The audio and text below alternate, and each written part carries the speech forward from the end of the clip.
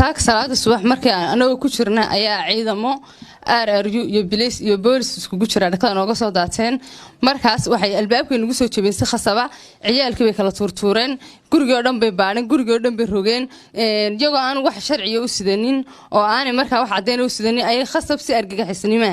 iyagoo sameeyay de wixii hore u sameeyay inankayga qaatay oo aanan ogeyn waxaan anagu aanu galay maadaama inankayga lagu haysto wax xaq darra oo isagii la afduubtay oo isagii yaani loo dhaqmay si aan sharciga waafaqsanayn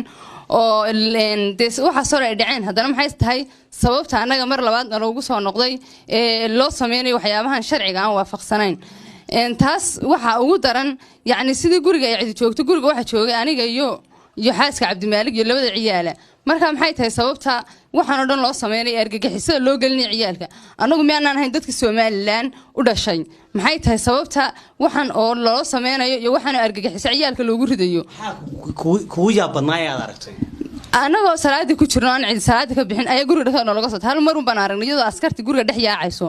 oo askarti qofkii hadlanay duu tuurayso oo ay gurigii un rogayso meel ka soo wax yaaliin waa hurdo stitch maadaama ah hurdeen albaabaduna ay xinaayeen waqtiguna oo salaad hore ahaa sidee bay guriga ku soo galeen guriga waxa ku soo dhakada ka soo daateen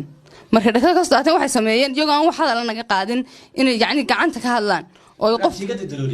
may albaabka si xog ku soo jabiyeen albaabka soo jabiyeen oo ay ka soo galeen dhakada ka soo daateen oo yaani waxay ka qabteen koone ilaa ka koone xaafadii markay dawladda u soo baxeen dhagax bay ku miiseen annaga eegi waxba nooma sheegin yaani wax guriga baadhana iyo badaha nalama gelinin qofkii hadla ciyaalkii yara baqdin ay ku abuureen wali ma ana fahmin yaani waxyaabahan u dhacayaan maadaama inankayga xaq darro lagu haysto oo walaalkay maalin walba ilaa maalintii Muuse uu qabsaday oo Cabdimaalig uu aad moodid inuu madaxtooyada Muuse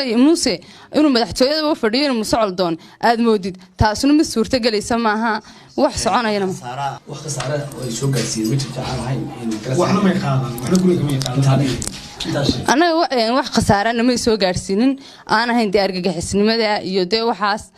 yaani baqdin inay nagu abuureen inaan nahay oo kale wax noo dhaqmeen dadaan Soomaaliland ba u dhalanin taasuna wax suurta gala maaha wax Soomaaliland saa ay ku soconaysan ma jiro